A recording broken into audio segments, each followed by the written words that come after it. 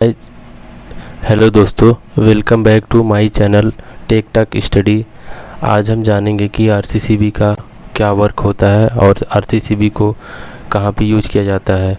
तो सबसे पहले हम बात करते हैं आरसीसीबी के बारे में। तो आरसीसीबी जो होता है, आरसीसीबी का फुल नेम होता है रेसिडुअल करेंट सर्किट ब्रेकर। इसका फुल नेम होता है रेसिडुअल करेंट सर्किट ब्रेकर। तो हम चलिए शुरू करते हैं आरसीसीबी के डिटेल के बारे में। मार्केट में मेनली दो प्रकार के आरसीसीबी आते हैं। पहला होता है 2 पोल का आरसीसीबी एंड सेकेंड 4 पोल का आरसीसीबी।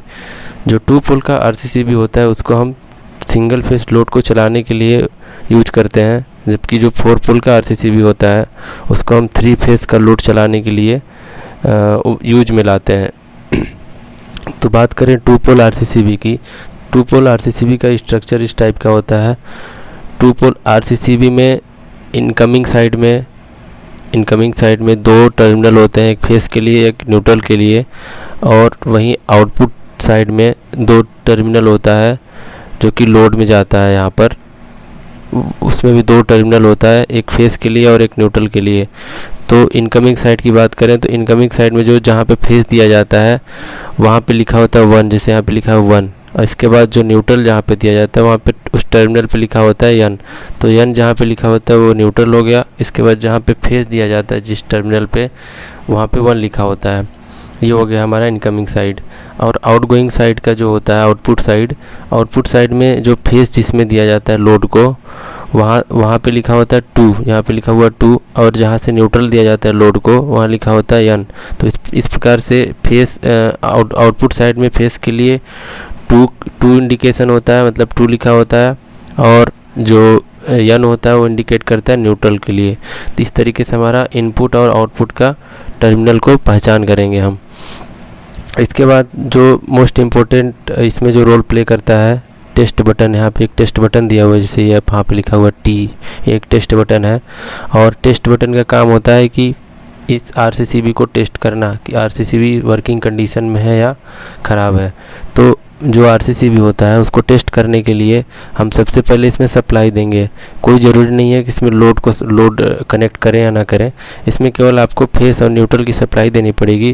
फेस और न्यूट्रल की सप्लाई देने के बाद इसको हम जैसे ऑन करेंगे, इस लीवर को ऊपर करेंगे, जैसे ऑन हो जाएगा। ऑन होने के बाद हम जैसे इसको प्रेस करेंगे तो यदि ये सही है तो अपने आप जैसे इसको हम प्रेस करेंगे उसी टाइम पे हमारा ये लीवर नीचे आ जाएगा, यानी कि ट्रिप होकर के ऑफ हो जाएगा। तो जैसे हम टेस्ट बटन को प्रेस करेंगे तो ट्रिप हो जाएगा। अगर ये ट्रिप नहीं होता है तो ये इसका मतलब है कि ये ख़राब हो चुका है। यदि ये ट्रिप हो गया है तो इसका मतलब कि ये सही कंडीशन में, वर्किंग कंडीशन में इसको हम सर्किट में यूज कर सकते हैं। इस तरीके से हमारा टेस्ट बटन का यूज होता है। और इसमें एक यहाँ पर इसमें दिया हुआ है, यहाँ पर इसकी रेटिंग की बात करें, डीपी का मतलब होता है double pole RCCB. Double pole का मतलब है डबल पोल यानी कि इसमें दो टर्मिनल आउटपुट, 2 टर्मिनल इनपुट का है। इसके बाद ये इन 40 एम्पियर ये हमारा एक रेटिंग होता है। ये रेटेड करंट का रेटिंग है, मतलब इसमें मैक्सिमम 40 एम्पियर का लोड दिया जा सकता है। और इसके बाद यहाँ पर 100 मिली एम्पियर दिया हुआ है। मेनली आरसीसीबी में 2 प्रकार के रेटेड करंट होते हैं, 2 प्रकार की रेटिंग होती है। पहला होता है रेटेड करंट, दूसरा होता है tripping coil current, leakage tripping coil current. तो जो ट्रिपिंग कॉइल में जो करंट होता है, जो ट्रिपिंग कॉइल की रेटेड करंट होती है वो 100 मिली एम्पियर होता है। यहाँ पे 100 मिली एम्पियर लिखा हुआ है। तो ये जो 100 मिली एम्पियर है वो ट्रिपिंग कॉइल का रेटेड करंट है। तो इसको हम आगे बताएंगे कि ट्रिपिंग कॉइल रेटेड करंट क्या होता है और आरसीसीबी का रेटेड करंट क्या होता है। तो ये दोनों हम समझेंगे। ये समझ लीजिए कि ये 100 मिली एम्पियर ट्रिपिंग कॉइल का करंट है, रेटेड करंट, और जो 40 एम्पियर है टोटल ओवरऑल आरसीसीबी का, इसमें हम मैक्सिमम लोड कनेक्ट कर सकते हैं। अब बात करें हम 4 पोल आरसीसीबी की। तो 4 पोल आरसीसीबी को हम 3 फेस लोड को चलाने के लिए यूज करते हैं। इसमें भी जो इनपुट साइड होता है, इनपुट साइड का जो टर्मिनल होता है ये वो होता है 3 फेस के लिए R/B के लिए 135, इसका जो नोटेशन होता है यानी कि जो इंडिकेशन होता है आप टर्मिनल पे, तो टर्मिनल पे फेस इनकमिंग साइड के लिए जो नंबर यूज होते हैं 1, 3 एंड 5, यानी कि ऑड नंबर यूज किया जाता है जहाँ पे हम फेस देंगे, यानी कि R हो गया, Y हो गया, हमारा B हो गया। इसके बाद जो न्यूट्रल जहाँ पे दिया जाएगा वहाँ पे क्या लिखा होता है, यहाँ लिखा होता है। तो इस तरीके से हमारा हो गया इनकमिंग साइड का टर्मिनल। और इसके बाद जो आउटपुट साइड का टर्मिनल होता है जहाँ पे हम लोड कनेक्ट करते हैं, तो आउटपुट साइड का टर्मिनल फेस के लिए इवन नंबर होता है 2, 4 और 6। तो 2, 4, 6 में हम यहाँ पे R देंगे, यहाँ पे Y देंगे, B देंगे, यानी कि आउटपुट साइड का फेस। आउटपुट साइड यानी कि जो लोड में जा रहा है, जो लोड में जाएगा उसके लिए फेस हम कहाँ से देंगे, 2, 4 और 6 से। और इसके बाद जो न्यूट्रल देंगे वहाँ पे N लिखा होता है। तो इस तरीके से हम पहचान करेंगे कि इनपुट का टर्मिनल क्या कौन कौन सा है और आउटपुट का टर्मिनल कौन कौन सा है, किस में हम फेस कनेक्ट करेंगे, किस में हम न्यूट्रल। तो फेस इनकमिंग साइड में फेस ऑड नंबर में दिया जाता है और आउटगोइंग साइड में फेस इवन नंबर में दिया जाता है। तो 2, 4, 6 ये हमारा आउटगोइंग साइड का फेस का टर्मिनल हो गया, और 135 इनकमिंग साइड का फेस का टर्मिनल हो गया, और जो न्यूट्रल है उसमें केवल N लिखा होता है। तो इस तरीके से हमारा हो गया, इस तरीके से हमारा हो गया आपका 4 पोल का RCCB। अब इसमें भी एक टेस्ट बटन दिया होता है। टेस्ट बटन का काम वही है कि इसको चेक करना कि ये सही है कि ख़राब हो गया है। और यहाँ पे हम बात करें इसका जो ये लिखा हुआ है FP RCCB, FP मतलब होता है 4 पोल RCCB। इसके बाद यहाँ पे लिखा है 16 एम्पियर, तो 16 एम्पियर इसका रेटेड करंट हो गया। इसके बाद इसमें लिखा हुआ 300 मिली एम्पियर। 300 जो मिली एम्पियर है ये है ट्रिपिंग कॉइल का लीकेज करंट रेटिंग। तो इसको हम आगे देखेंगे। यहाँ पे आपको बताया गया था कि ट्रिपिंग कॉइल 100 मिली एम्पियर यहाँ पे है, यहाँ पे 300 मिली एम्पियर है। तो आगे चल के हम देखेंगे कि इसका रेटेड करंट क्या क्या होता है RCCB का।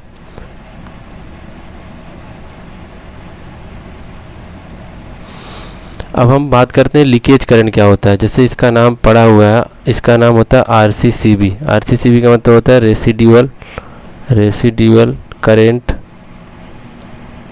Circuit breaker.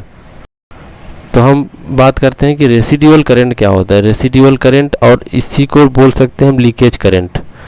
रेसिडुअल करंट को लीकेज करंट भी बोल सकते हैं। तो रेसिडुअल करंट और लीकेज करंट क्या होता है, जैसे देखिए यहाँ पे एक हमने मोटर सिंगल फेस का मोटर लिया है समझाने के लिए कि इंडक्शन मोटर है सिंगल फेस का। इसमें हमने सप्लाई दिया है फेस और न्यूट्रल। सप्लाई देने के बाद यदि ये सही कंडीशन में तो ये तो चलेगा ही, ये तो सप्लाई जैसे दिएंगे तो ये रन करेगा। यदि कोई अंदर इसके फॉल्ट होता है, यदि कोई इंटरनल इसमें फॉल्ट हुआ या कोई शॉर्ट सर्किट हुआ, तो इसका क्या होगा कि इसकी जो वाइंडिंग है इसके बॉडी में टच हो जाएगी। इसके बॉडी में टच हो जाएगी तो क्या होगा कि बॉडी करंट आने लगेगा। तो जो बॉडी करंट आ रहा है उसी को हम बोलते हैं लीकेज करंट या रेसिडुअल करंट। यानी कि जो किसी भी डिवाइस के बॉडी में अगर कोई करंट आ रहा है, बॉडी में करंट आ रहा है, तो उसको बोलेंगे लीकेज करंट और रेसिडुअल करंट। जो करंट जो इसके बॉडी में करंट आ रहा है वो एक्सेसिव करंट है और उसका कोई काम नहीं है, क्योंकि बॉडी में करंट अगर आ रहा है तो ये हमारे लिए हार्मफुल होगा। क्योंकि कोई भी अगर ह्यूमन बॉडी टच करेगा इसको तो जो करंट है ह्यूमन बॉडी के थ्रू ग्राउंड में जाएगा तो इसको शॉक लग सकता है। तो ये हो गया हमारा रेसिडुअल और लीकेज करंट। तो लीकेज करंट रेसिडुअल करंट वही होता है जो किसी भी डिवाइस के बॉडी में जो करंट फ्लो होता है वो होता है हमारा लीकेज करंट। यानी कि जो उसका ओरिजिनल पाथ है उसमें फ्लो ना हो करके वो करंट उस डिवाइस से वो करंट किसी अन्य पाथ में फ्लो हो रहा है, उसी को बोलते हैं लीकेज करंट। अब अगर इसमें लीकेज करंट आ गया, यानी कि इसमें अगर इसके बॉडी में करंट आ गया है तो क्या होगा कि अगर कोई ह्यूमन बॉडी इसको टच करेगा, तो क्या होगा कि ये वाला जो लीकेज करंट इसमें बॉडी में फ्लो हो रहा है ये इस ह्यूमन बॉडी के थ्रू होते हुए कहाँ जाएगा, ग्राउंड में जाएगा। तो अगर यहाँ पे अगर ऐसा करंट, इतना ज़्यादा करंट है इसमें, मान लीजिए कि अगर यहाँ पे 1 एम्पियर करंट फ्लो हो रहा है या कि 0.5 मिली एम्पियर से अधिक जा रहा है, 5 मिली एम्पियर फ्लो हो रहा है, यानी कि ऐसा करंट जो इसको टच करने पे इसको अगर थोड़ा बहुत शॉक का या झटका लगने का अनुभव हो तो इसको शॉक भी लग सकता है। यदि ज़्यादा करंट इसमें फ्लो हो रहा है बॉडी में, ज़्यादा करंट अगर बॉडी में आ रही है तो इसको ज़्यादा शॉक लग सकता है। तो ये रेसिडुअल करंट और लीकेज करंट है हमारे लिए हार्मफुल है। मतलब ये कभी भी बहुत डेंजरस होती है, किसी का भी जान ले सकता है और किसी को भी नुकसान पहुंचा सकती है जो ह्यूमन बॉडी है।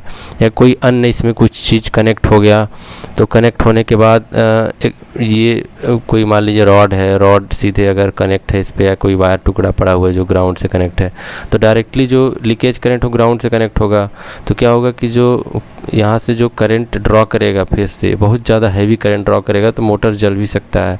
तो जलने का भी चांस होता है और शॉक लगने का भी चांस होता है, क्योंकि अगर लीकेज करंट आ रहा है तो यानी कि मोटर में एक्सेसिव करंट जाएगा अंदर वाइंडिंग में, मतलब जितना रेटेड करंट है उससे अधिक करंट जाएगा, क्योंकि leakage current extra current flow हो रही है वाइंडिंग के अलावा। तो इसके कारण से वाइंडिंग गर्म होगी और वाइंडिंग का इंसुलेशन जल सकता है, जिससे शॉर्ट सर्किट होकर के मोटर पूरा तरीके से जल जाएगा। ये भी एक कारण है। तो रेसिडुअल जो करंट है और लीकेज करंट को रोकने के लिए किसी भी आपके डिवाइस में, किसी भी मशीन में हम यूज करते हैं ये RCCB।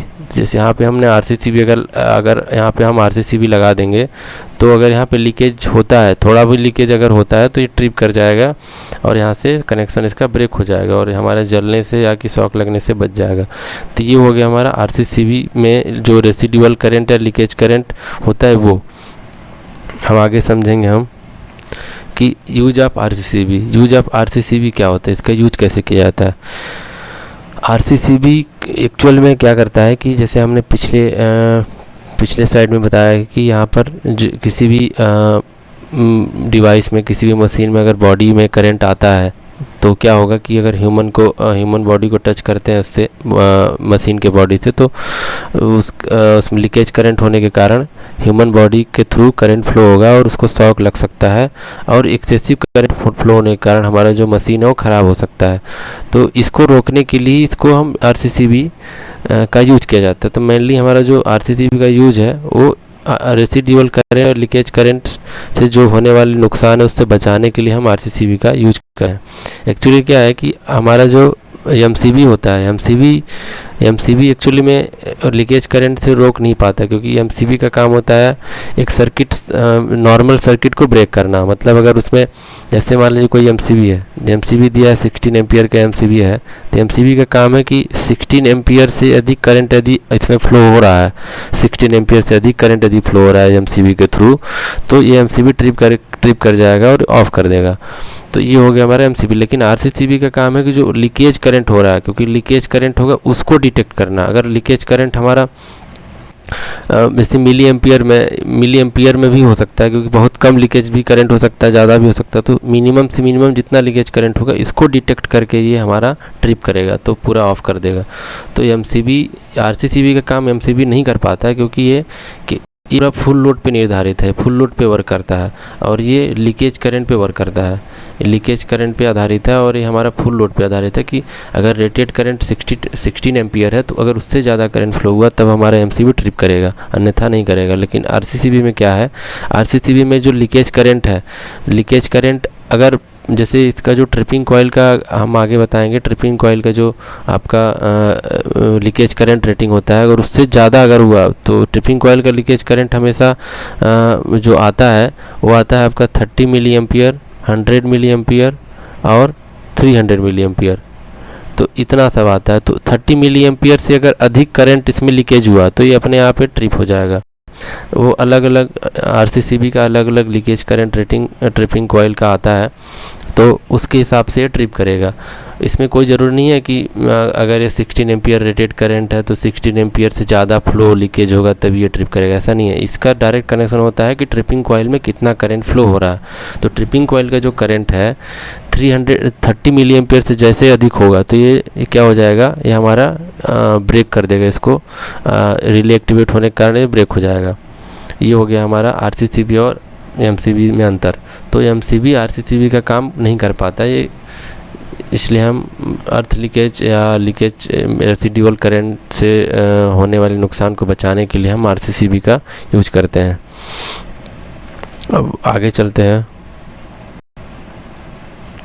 अब यहाँ पे RCCB का रेटिंग पढ़ लेते हैं। तो RCCB का रेटिंग होता है, दो प्रकार का रेटिंग होता है। पहला होता है लीकेज ट्रिपिंग करंट रेटिंग। जो लीकेज ट्रिपिंग करंट रेटिंग जो होता है ट्रिपिंग कॉइल में करंट की वह वैल्यू जिसके ऊपर करंट की वैल्यू जाने पर आरसीसीबी ट्रिप हो जाता है। इसमें एक्चुअल में एक ट्रिपिंग कॉइल होता है, सबसे मेन इंपॉर्टेंट जो रोल होता है वो ट्रिपिंग कॉइल का होता है। तो ट्रिपिंग कॉइल में यदि करंट उस ट्रिपिंग करंट रेटिंग से ज़्यादा होता है, जैसे मान लीजिए जैसे इसका कितना दिया हुआ 100 मिली एम्पियर, 100 मिली एम्पियर लिखा हुआ है, तो इसका जो लीकेज ट्रिपिंग करंट रेटिंग है 100 मिली एम्पियर है। अगर ट्रिपिंग कॉइल का जो करंट 100 मिली एम्पियर से 101 मिली एम्पियर यदि हो गया, 101 मिली एम्पियर जहाँ हुआ, तो क्या होगा कि ट्रिपिंग कॉइल एक्टिवेट होगा और ट्रिपिंग कॉइल एक्टिवेट होने से रिले एक्टिवेट हो जाएगा और ये हमारा क्या होगा, ब्रेक कर देगा उसको, क्योंकि रिले सेंस करने के बाद इसको सर्किट ये जो ब्रेकर होगा ब्रेक कर देगा, इसको ऑफ कर देगा, यानी ट्रिप हो जाएगा। तो ये होता है हमारा लीकेज ट्रिपिंग करंट रेटिंग, यानी कि leakage tripping current rating tripping coil current की वह वैल्यू है जिसके ऊपर जाने पर वो ट्रिप हो जाता है, पूरा आपका जो लीवर है ट्रिप हो जाए, आरसीसीबी ट्रिप कर देगा और जो हमारा जो सप्लाई है वो लोड से डिस्कनेक्ट हो जाता है। तो हमारा जो लोड है वो जलने से या कि किसी ह्यूमन बॉडी को शॉक लगने से बच जाता है। इसके बाद आता है दूसरा जो करंट रेटिंग है वो रेटेड करंट रेटिंग है। रेटेड करंट रेटिंग एक्चुअली क्या होता है कि आरसीसीबी के थ्रू जो लोड में जाने वाली करंट की मैक्सिमम वैल्यू या full load current of RCCB, यानी इसमें दिया हुआ 40 एम्पियर, तो इसमें 40 एम्पियर का लोड हम कनेक्ट कर सकते हैं। मतलब लोड मैक्सिमम लोड हम कितना कनेक्ट कर सकते हैं वो होता है हमारा रेटेड करंट रेटिंग। तो ये हो गया हमारा रेटेड करंट रेटिंग, ये हो गया हमारा लीकेज करंट रेटिंग। तो दो टाइप के करंट रेटिंग होते हैं, एक लीकेज ट्रिपिंग करंट रेटिंग और दूसरा होता है रेटेड करंट रेटिंग। तो लीकेज ट्रिपिंग करंट रेटिंग का मतलब समझ गए आप कि ये एक्चुअल में ऐसा करंट होता है, मतलब करंट की वह वैल्यू ट्रिपिंग कॉइल में जिसके ऊपर जाने पे वो ट्रिप देता है, जिसके ऊपर जाने पे वो ट्रिप कर देता है। तो मेनली हमारा सबसे इम्पोर्टेंट जो है ना वो हमारा है ट्रिपिंग कॉइल का करंट रेटिंग।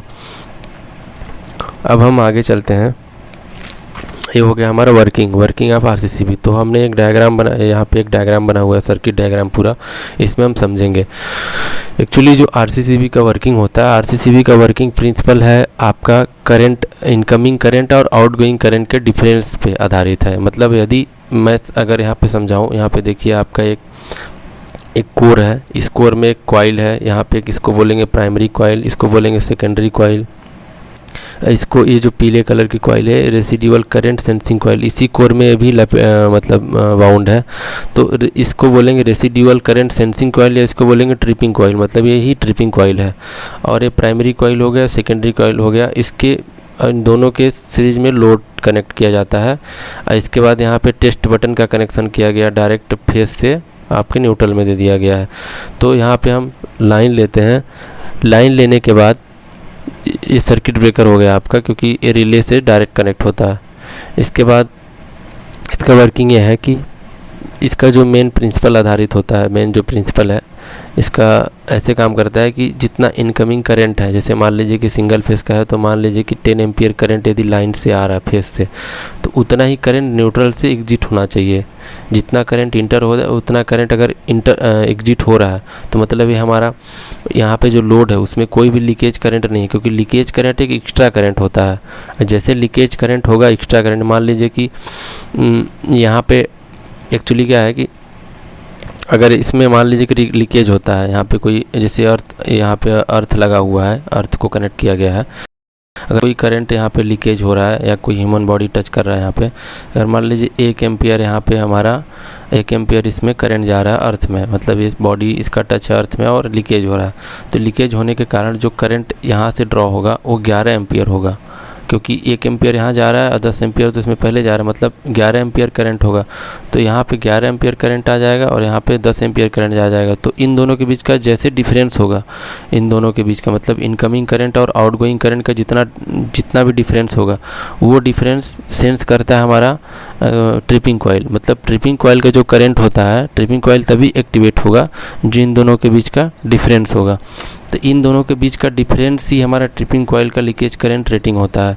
तो लीकेज करंट रेटिंग अगर जैसे किसी इसका दिया हुआ 100 मिली एम्पियर, अगर 100 मिली एम्पियर से अधिक गया इसमें तभी ये एक्टिवेट होगा और रिले एक्टिवेट होगा और हमारा ये ब्रेकर ऑफ हो जाएगा, मतलब ब्रेक कर देगा यहाँ से।